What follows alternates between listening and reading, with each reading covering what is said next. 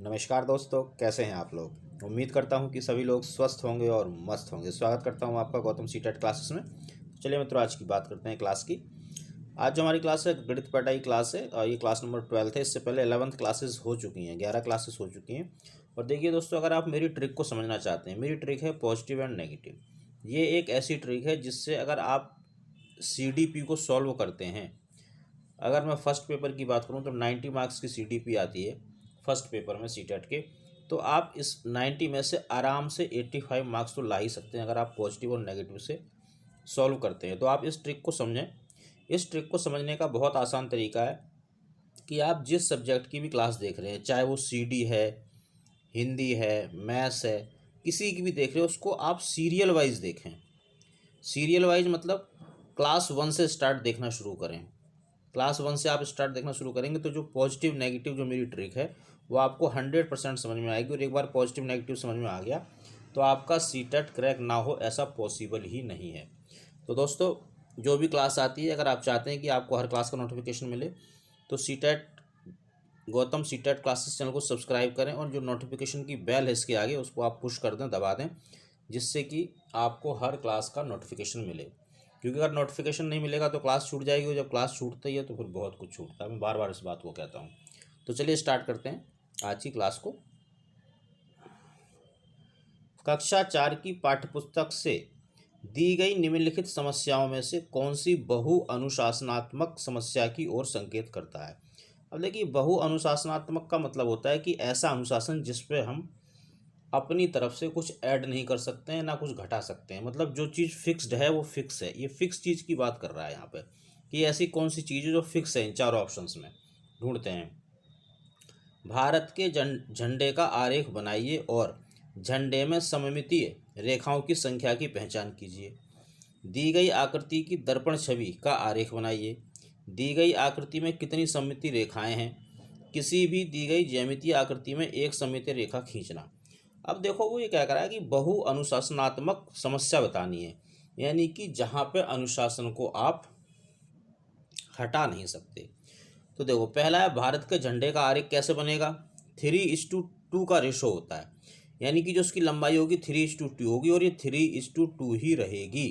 जो उसका रेशो है ये कभी बदल नहीं सकती अगर आप भारत का झंडा बना रहे हैं। तो सबसे ज़्यादा अनुशासनात्मक यही है। दूसरा देखो, दी गई आकृति की दर्पण छवि का आरेख बनाइए। कोई दर्पण छवि है, उसको देख के आप आरेख बना दो, छोटा बड़ा हो सकता है, कोई प्रॉब्लम नहीं है। दी गई आकृति में कितनी सममितीय रेखाएं, इसमें आप सममितीय रेखाओं की संख्या बता देंगे। इसमें भी कोई अनुशासन वाली बात नहीं है। आप गलत भी बता सकते हो, कम भी बता सकते हो, ज़्यादा। लेकिन इसमें अगर आप झंडा बना रहे हो तो आपको झंडे का यही शेप लेके चलना पड़ेगा, एंड दैट इज 3:2। लंबाई और जो चौड़ाई का रेशो है वो 3:2 ही रहेगा। तो ये सबसे ज़्यादा बहु अनुशासनात्मक है। अगला प्रश्न, निम्न ग्रिड वर्गाकार कागज पर खींचा गया है। यह निरूपण किसकी ओर संकेत करता है। गिनतारा पर संख्याओं की स्थिति, स्थानीय मान की अवधारणा। स्थानीय मान पॉजिटिव है, मैथ में स्थानीय मान पॉजिटिव वर्ड है। दहाई और इकाई की तुलना, तुलना करना नेगेटिव है। गणितीय खेल, अगर सिर्फ खेल है और खेल के साथ लर्निंग नहीं हो रही है, टीचिंग लर्निंग नहीं हो रही है, तो खेल भी नेगेटिव होता है। अब देखिए, ये नेगेटिव हो गया, ये नेगेटिव हो गया। इन दोनों में से देखिए, स्थानीय मान प्रॉपर पॉजिटिव वर्ड है तो प्रॉपर के साथ जाएंगे, पॉजिटिव आंसर हो गया। अब आपको इसमें कुछ नहीं समझना इसने क्या दे रखा है, क्या नहीं दे रखा है, ये ओ क्या है, टी क्या है, इससे कोई लेना देना नहीं है। बस आप पॉजिटिव और नेगेटिव की प्रैक्टिस कीजिए। पॉजिटिव नेगेटिव पर प्रैक्टिस करने का सबसे जो बेहतर तरीका वो ये है कि मेरे पास PDF है, आप वो PDF मुझसे ले सकते हैं। इसमें लगभग 3500 प्रश्न हैं CDP के, फर्स्ट पेपर के भी और सेकंड पेपर के, जिन पे आप पॉजिटिव और नेगेटिव की प्रैक्टिस कर सकते हैं। और मैं कहता हूं कि एक मेथड की अगर आप 3500 बार प्रैक्टिस करेंगे तो आप उसमें परफेक्ट हो जाएंगे, बजाय इसके कि आप एक पेपर को सॉल्व करने के लिए 4000 मेथड सीख रहे हैं। अच्छा, एक मेथड सीखो और 4000 बार उसकी प्रैक्टिस करो, बिल्कुल परफेक्ट हो जाओगे, बिल्कुल सही आंसर करके आओगे। अगला प्रश्न देखेंगे। प्राथमिक स्तर के बच्चे दी गई आकृतियों को उनकी दिखावट के आधार पर वर्गीकृत करने के योग्य हैं। वैन हिले या वैन हाइल के अनुसार वे ज्यामिति के किस स्तर पर हैं। तो देखिए, जो वैन हिले है उसने ज्यामितीय के जो स्तर दिए वो 5 स्तर दिए। अब वो कह रहा है इन 5 में से किस पर है कि बच्चा आकृतियों को उनकी दिखावट के आधार पर पहचान सकता है। तो भाई इसमें नेगेटिव पॉजिटिव कुछ नहीं, ये तो फिक्स्ड है क्योंकि ये थ्योरी का क्वेश्चन है। आंसर है इसका ए, मानसिक चित्रण, यानी कि जब बच्चा आकृतियों को देखकर बता देता है कि भाई ये आयत है, ये वर्ग है, ये।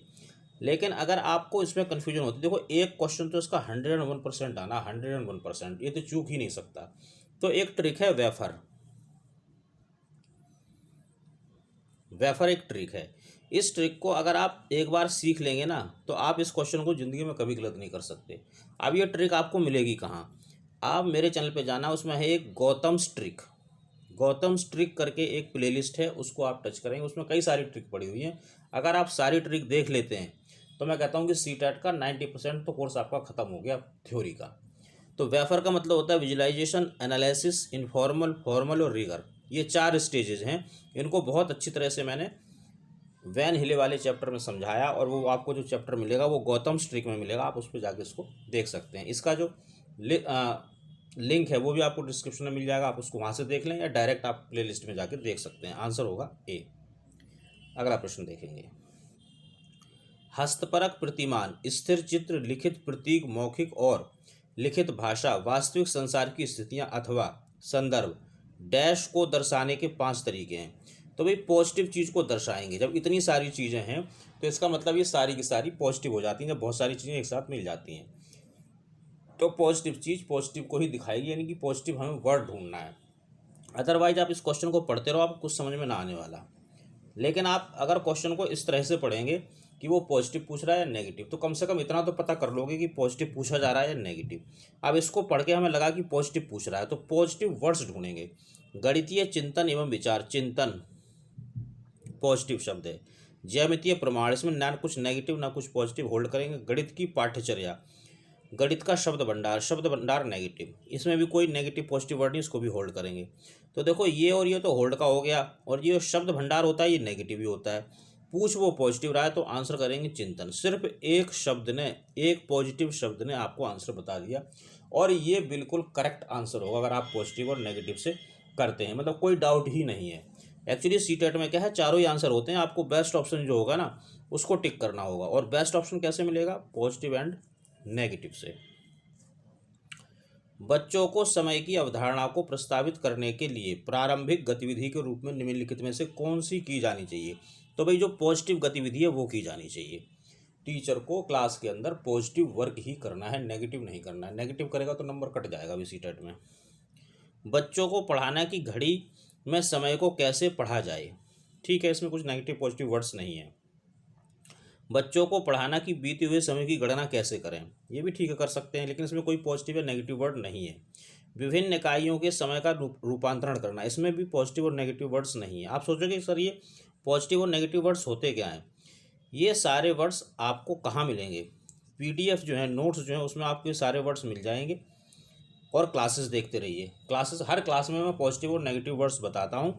तो आप क्या करेंगे, इन पॉजिटिव नेगेटिव जो वर्ड्स हैं, एक अपनी कॉपी ले लीजिए, उसके ऊपर इनको लिखते जाइए, प्रैक्टिस करते जाइए, सब आपको याद हो जाएंगे। 4 देखिए, समय से संबंधित वाक्यांशों के साथ पूर्व अनुभव के बारे में चर्चा करना। अनुभव पॉजिटिव, चर्चा करना पॉजिटिव, तो आंसर हो गया डी, क्योंकि वो पॉजिटिव ही पूछ रहा था। और देखिए जो शब्द मैंने एक बार कह दिया पॉजिटिव, वो पॉजिटिव ही रहेगा। कहाँ पॉजिटिव रहेगा? सीडीपी में। कहाँ की सीडीपी? सीटेट की सीडीपी। इसके अलावा और कहीं पॉजिटिव नेगेटिव का प्रयोग नहीं होता, किसी भी टेट में नहीं होगा, किसी भी एग्जाम में नहीं होगा, सिर्फ सीटेट में होगा। और मैं सीटेट का ही स्पेशलिस्ट हूँ। अपने सेंटर पे हमेशा 100% रिजल्ट देता हूँ। निम्नलिखित में से कौन सा मूल्यांकन का उद्देश्य नहीं है? तो जो नेगेटिव होगा वही उद्देश्य नहीं होगा। आप सिर्फ प्रश्न को नेगेटिव और पॉजिटिव के व्यू से पढ़ें कि ये नेगेटिव पूछ रहा है या पॉजिटिव पूछ रहा है, आंसर आपको फिर मिल जाएगा। छात्र के विकास की निगरानी करना, ये तो ठीक सा लग रहा है, हालांकि इसमें कोई पॉजिटिव वर्ड नहीं है, लेकिन फीलिंग पॉजिटिव दे रहा है। निर्देशक निर्णय लेना, इसमें भी कोई नेगेटिव और पॉजिटिव वर्ड नहीं है। पाठ्यक्रम की प्रभावशीलता का मूल्यांकन करना, कोई नेगेटिव नहीं, कोई पॉजिटिव नहीं। प्रदर्शन के आधार पर बच्चों की रैंकिंग करना नेगेटिव। देखो पहले, दूसरे और तीसरे में कोई वर्ड पॉजिटिव नहीं है, लेकिन जो फीलिंग एक आ रही है ना वो पॉजिटिव आ रही है, तो इसलिए इनको हम पॉजिटिव ले सकते हैं। हालांकि हैं भी पॉजिटिव, ये फीलिंग पॉजिटिव दे रहे हैं। लेकिन जो ये डी है ये प्रॉपर नेगेटिव आ गया, और वो नेगेटिव ही पूछ रहा था, तो आंसर होगा डी, यानी कि ए। बहुत आसान है नेगेटिव पॉजिटिव से पैडा और सी डी को सॉल्व करना, बिल्कुल मक्खन की तरह सॉल्व हो जाएगी। उच्च प्राथमिक स्तर पर गणित पढ़ाने के लिए निम्नलिखित में से कौन सी विधि सबसे ज़्यादा उपयुक्त होगी? तो जो पॉजिटिव होगी वही उपयुक्त होगी। व्याख्या विधि, व्याख्या नेगेटिव, गतिविधि आधारित अधिगम, ये ठीक लग रहा है कुछ कुछ, इसको थोड़ा होल्ड रखेंगे लेकिन पॉजिटिव नहीं है। समस्या समाधान विधि पॉजिटिव होती है। प्रदर्शन विधि, देखो ये प्रदर्शन विधि ठीक है लेकिन ज़्यादा पॉजिटिव नहीं, क्योंकि इसमें जो मेन बंदा होता है वो टीचर होता है। टीचर प्रदर्शन करता रहता है, बच्चा उसको सुनता रहता है, तो ये टीचर सेंटर्ड विधि होती है, इसलिए ये नेगेटिव रहती है। लेकिन जो समस्या समाधान विधि है इसमें बच्चा खुद से समस्या का समाधान करता है, इसलिए ये सबसे बेस्ट विधि मानी जाएगी। इन चारों में से आंसर होगा सी। अगला प्रश्न देखेंगे।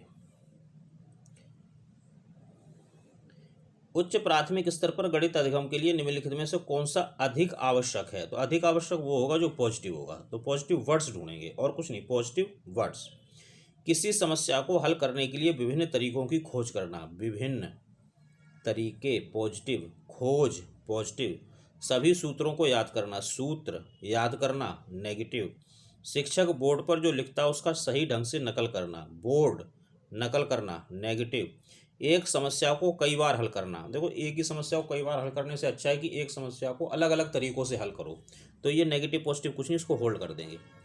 क्या पूछ रहा था वो? पॉजिटिव पूछ रहा था। देखो ये रहा खोज पॉजिटिव, विभिन्न तरीके पॉजिटिव, आंसर नेगेटिव। पॉजिटिव से बिल्कुल सटीक आंसर मिलता है, कोई गलती नहीं हो सकती। उच्च प्राथमिक स्तर पर गणित की कक्षा में उपयोग होने वाली पूछताछ की रणनीति कैसी? पॉजिटिव होनी चाहिए भाई। क्या ढूंढेंगे? पॉजिटिव वर्ड्स ढूंढेंगे। इसको समझने का प्रयास नहीं करेंगे, अगर आप अपना दिमाग लगाएंगे तो 100% गलत करके आएंगे। बस समझो, समझना है और कुछ नहीं करना। क्या समझना है कि पॉजिटिव कहाँ है, नेगेटिव कहाँ है। कक्षा को कोलाहलपूर्ण बनाती है क्योंकि बच्चे बहुत ज़्यादा बात करते हैं। देखो यहाँ जो लिखा है ना, क्योंकि बच्चे बहुत ज़्यादा बात करते हैं इसलिए क्लास के अंदर एक नेगेटिव चीज़ हो रही है। और ऐसा कोई सेंटेंस जो बच्चे में कमी निकाले, बच्चे में गलती निकाले, बच्चे की जो गलतियां हैं उनको पॉइंट आउट करे, वो सेंटेंस नेगेटिव होता है, तो ये नेगेटिव हो गया। बच्चे के बीच तनाव पैदा कर सकती हैं और उन्हें शिक्षक के अधिकार को स्वीकार करने के लिए मजबूर कर सकती हैं, तनाव नेगेटिव। और ऐसा सेंटेंस जो बच्चों को मजबूर करे किसी चीज़ के लिए, वो भी नेगेटिव, तो ये पूरा ही सेंटेंस नेगेटिव हो गया। बच्चों को उनके विचार या समझ व्यक्त करने और आलोचनात्मक रूप से सोचने में मदद करती है, समझ पॉजिटिव, आलोचनात्मक पॉजिटिव, मदद पॉजिटिव। हतोत्साहित करना चाहिए क्योंकि यह उस बच्चे को नीचा दिखाती है जो उत्तर देने में असमर्थ है, हतोत्साहित करना नेगेटिव। तो अब क्या पूछ रहा था? Positive, answer third. बहुत इजी है। गणितीय कक्षा कक्ष को प्रभावी तरीके से निम्नलिखित में से क्या प्रभावी है? गणितीय कक्षा कक्ष को प्रभावी बनाने के लिए क्या सबसे ज़्यादा प्रभावी है? तो भैया सबसे ज़्यादा प्रभावी वो होगा जो पॉजिटिव होगा। तो क्या ढूंढेंगे? पॉजिटिव वर्ड्स ढूंढेंगे बस। अध्यापक द्वारा एक नई समस्या को हल करने के चरणों को कुशलता से बोर्ड पर निरूपित करना, बोर्ड नेगेटिव। समूह कार्य और समूह में समस्या सुलझाने को हतोत्साहित करना, समूह कार्य तो पॉजिटिव होता है, उसको आप हतोत्साहित कर रहे हो तो ये नेगेटिव हो गया। महत्व दिया जाना चाहिए कि अनिवार्य रूप से गणित एक मूर्त विषय है। देखिए जहाँ अनिवार्यता आ जाए समझ लो वो नेगेटिव ही होगा, पूर्ण रूप से तो नहीं है लेकिन फिर भी नेगेटिव वे में ही आप इसको यूज करेंगे। एक प्रश्न को हल करने के लिए विभिन्न तरीकों को प्रोत्साहित करना, विभिन्न तरीके पॉजिटिव, प्रोत्साहित करना पॉजिटिव। क्या पूछ रहा था? Positive, answer. देखिए ये तो मैं आपको समझाता हूँ इसलिए इतनी देर लगती है, अदरवाइज देख लो क्या पूछा? पॉजिटिव। बोर्ड नेगेटिव, हतोत्साहित करना नेगेटिव, अनिवार्यता नेगेटिव, विभिन्न तरीके पॉजिटिव, आंसर। 10 सेकंड ही लगते हैं 60 सेकंड के क्वेश्चन को सॉल्व करने के लिए, तो इतना सटीक और बेहतरीन मेथड है पॉजिटिव एंड नेगेटिव। आप इसको सीखें। मेरा लगभग जिन बच्चों के साथ आप पढ़ाने के लिए आप ये सीटेट वगैरह दे रहे हैं उसको 20 वर्षों का अनुभव है। 20 वर्षों से मैं उन बच्चों को पढ़ा रहा हूँ सर्विस में। तो आप इन 20 वर्षों के अनुभव का फ़ायदा उठाइए और अपना सीटेट क्लियर कीजिए, मैं तो ये चाहता हूँ। और बाकी चीज़ें तो आपके ऊपर निर्भर करती हैं। देखिए अगर क्लास अच्छी लगी तो चैनल को सब्सक्राइब, लाइक, कमेंट, शेयर करें। अच्छी लगी है तो, अदरवाइज़ कोई दिक्कत नहीं है। सीटेट से रिलेटेड कोई दिक्कत है तो आप इस नंबर पे मुझसे संपर्क कर सकते हैं व्हाट्सएप के माध्यम से। मैं आपकी पूरी मदद करूंगा। नोट्स चाहिए, पीडीएफ चाहिए, कोई गाइडेंस चाहिए, सब कुछ, everything, but only about CTET. तो चलिए दोस्तों, मिलेंगे अगली क्लास में। तब तक आप सभी लोग स्वस्थ रहें और मस्त रहें।